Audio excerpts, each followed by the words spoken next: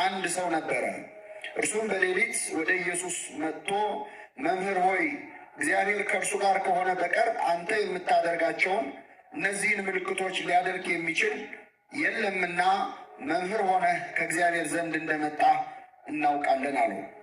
ኢየሱስም መልሶ እውነት እውነት እልሃለሁ ሰው ዳግመኛ ካልተወለደ በቀር የእግዚአብሔርን መንግሥት ሊያይ አይችልም አለው።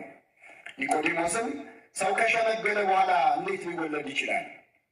ሁለተኛ ወደ እናቱ ማኅፀን ገብቶ ይወለድ ዘንድ ይችላልን? አለው።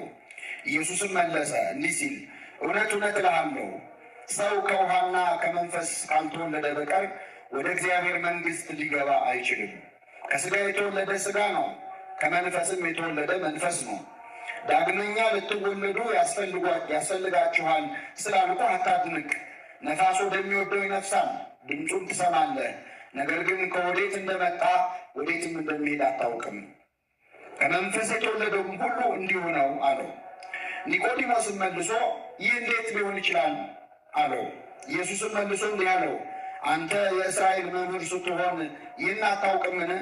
እውነት እውነት እልሃለሁ የምናውቀውን እንናገራለን፣ ያየውንም ነውንም እንመሰክራለን፣ ምስክርነታችንንም አትቀበሉትም።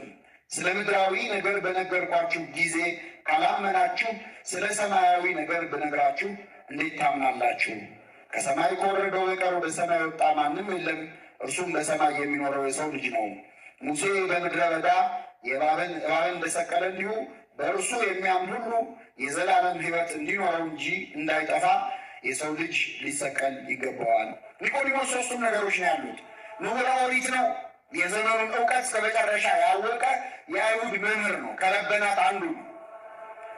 ከእውቀት ብቻ አይደለም ደግሞ ባለጠጋ ነው፣ በጣም ባለሀብት ነው። ሶስተኛ ደግሞ የሸንጎ አባል ነው። ይሄ ረቡዕ ዕለት ተሰብስቦ በክርስቶስ ላይ የፈረደ ምክር ቤት አለ አይደል? ከዛ ምክር ቤት አባል ነው፣ የአይሁድ ሸንጎ አባል ነው።